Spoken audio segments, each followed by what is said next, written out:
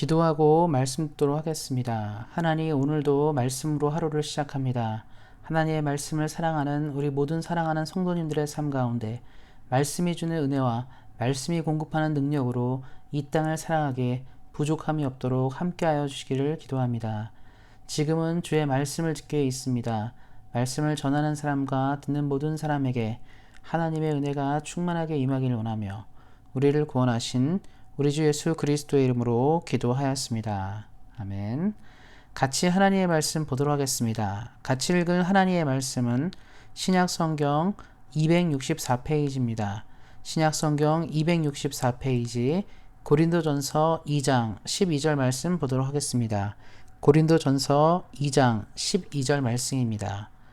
우리가 세상의 영을 받지 아니하고 오직 하나님으로부터 온 영을 받았으니 이는 우리로 하여금 하나님께서 우리에게 은혜로 주신 것들을 알게 하려 하심이라. 아멘. 오늘은 그리스도인은 영적인 사람이다라는 말씀의 제목을 가지고 함께 은혜를 나누고자 합니다. 하나님을 믿는 사람, 그리스도인은 어떤 사람입니까? 제가 지치지도 않고 이 질문을 던지는 것은 이것이야말로 오늘날 세상이 오해하고 있는 문제, 그것도 심히 오해하고 있는 문제라고 생각하기 때문입니다. 그리스도인은 어떤 사람입니까? 선량한 사람, 도덕적인 사람, 교회의 정식 교인, 가끔씩 예배당에 나가는 사람입니까? 그런 사람이 정말 그리스도인입니까? 우리가 지금까지 세상에 그런 인상을 심어준 것은 부끄러운 일입니다. 이 마틴 로이 존스 목사님도 말씀하신 것은 많은 사람들에게 우리가 비춰지는 이미지가 단지 가끔씩 교회를 가거나 교회에 등록된 교인 정도로만 비춰지는 것, 착한 사람으로만 비춰지는 것, 도덕적인 사람으로만 비춰지는 것에 대해 우려를 얘기하고 있습니다. 실제로 우리가 많은 사람들이 신앙인을 생각할 때 어떤 사람이 신앙인인가, 그리스도인인가를 생각할 때 올바른 견해를 갖거나 올바른 기준을 갖지 못하는 경우가 많습니다. 그래서 오늘 말씀을 통해서 그것들을 좀 더 자세히 보았으면 좋겠습니다. 예수님을 믿는 사람 그리스도인은 그런 사람들이 아닙니다. 앞서 말씀드린 것처럼 도덕적이거나 선량하거나 가끔씩 교회 가거나 이런 사람들이 아니라는 것입니다. 그리스도인은 영적인 사람입니다. 신약 성경 곳곳에 이 말, 영적인 사람이란 말은 많이 등장하게 됩니다. 영적인 사람은 어떤 사람입니까? 바로 성령을 받은 사람을 말하는 신약의 용어이기도 합니다.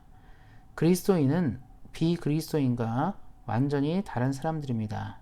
그들은 특정한 일들을 실천하는 약간 더 나은 사람들이 아닙니다. 우리가 오해하는 것은 우리가 하나님을 믿었기 때문에 좀 더 도덕적으로 높고 윤리적으로 높은 기준을 가진 단지 이렇게만 평가하면 되는 것이 아니라는 것입니다. 세상 사람들보다 약간 더 나은 존재라고 말하는 것이 아니라는 것입니다. 예수를 믿는 사람들은 완전히 다른, 세상과 완전히 다른 사람들입니다. 바로 영적인 사람들이라고 말하고 바울은 이렇게까지 얘기합니다. 오늘 말씀에도 나왔지만 우리가 세상의 영을 받지 아니하고 오직 하나님으로부터 온 영을 받았으니 우리는 이미 하나님으로부터 온 영을 받았다. 성령을 나누는 성령과 함께 사는 사람들이라는 것들을 얘기하고 있습니다. 육적인 사람들은 성령을 이해하지 못합니다. 세상 사람들이 아무리 도덕적이고 가치 있는 인생을 산다 할지라도 만약에 그들이 예수님을 모른다면 그들은 유괴에 속한 사람입니다. 왜냐하면 하나님이 누구신지 성령에 대한 이해가 없기 때문입니다. 그리스도인이 된다는 것은 바로 성령과 함께 삶을 시작했고 신앙을 시작했다는 것을 말하게 됩니다. 그래서 만약에 우리가 그리스도인이 아니다, 그리스도인이 맞다 기준은 다른 것이 아닙니다. 교회를 얼마나 열심히 다니느냐, 헌금을 얼마나 열심히 내느냐 이런 문제 있지 않습니다. 그리스도인이라고 우리가 말하는 것은 딱 한 가지 이유입니다. 바로 성령을 받은 사람, 성령을 통하여 하나님이 누구신지를 깨달은 사람이라고 얘기하고 있습니다. 성경은 이것을 거듭났다라고 얘기합니다. 다시 태어났다. 이 born again 영어로는 얘기하는데요. 다시 태어난 사람들, 성령 안에서 하나님의 은혜 안에서 다시 태어난 사람들이 바로 그리스도인입니다. 그래서 이것을 다른 말로 바꾸면 우리 삶 가운데 하나님이 함께 거하신다는 것을 얘기하게 됩니다. 사도 요한은 이 요한복음이라든가 요한 1서에서 계속적으로 많이 얘기하는 것이 뭐냐면 하나님과의 사귐, 하나님과의 동행, 하나님이 우리와 함께 계신다는 것들을 많이 얘기해야 했습니다. 그래서 우리가 주목하여 봐야 되는 사실은 뭐냐면 예수님을 믿는 사람은 예수님이 그 안에 계신 것이고 동행하는 존재라는 것을 말한다는 것입니다. 우리 사랑하는 성도님들이 이 땅을 사실 때 이것을 기억하신다면 우리가 믿음 안에 성령 안에서 살아갈 수 있게 됩니다. 바로 우리가 영적인 사람이고 성령이 함께하는 사람이라는 것들을 기억하시고 이 땅을 살아갈 때 우리 주변의 많은 사람들에게 하나님의 영향력을 흘릴 수 있는 귀한 믿음의 사람 되시기를 예수님의 이름으로 축원드립니다. 기도하겠습니다.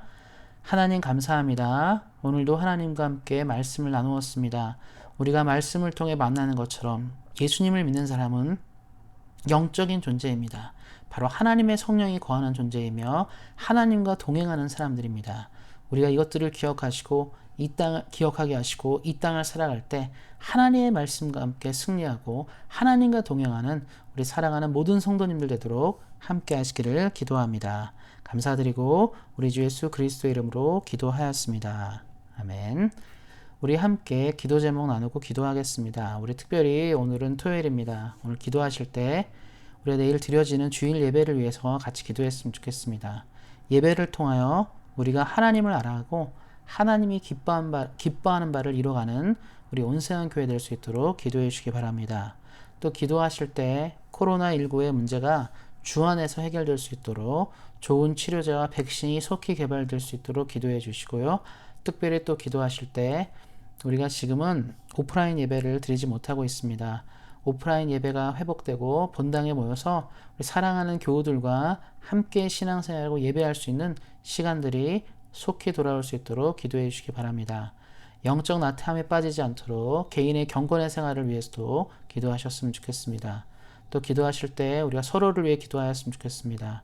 코로나로 인하여 경제적으로나 물질로나 육체나 건강이 해하지 않고 고통하지 않고 하나님의 돌보신 가운데 있다가 안전하고 건강한 시간들을 보내다가 우리 함께 만날 수 있도록 이것을 위해서도 기도해 주시기 바랍니다.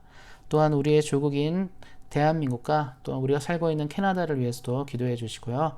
코로나 이후에 있을 모든 사항들도 잘 대처하고 또 현재도 잘 대처할 수 있도록 기도해 주시기 바랍니다. 우리 사랑하는 성도님들, 예수님을 주로 시인하고 믿는 하나님의 영적인 사람들입니다. 이것들이 우리에게 자부심이 되고 자랑이 되므로 늘 승리하시기를 예수님의 이름으로 격려드립니다.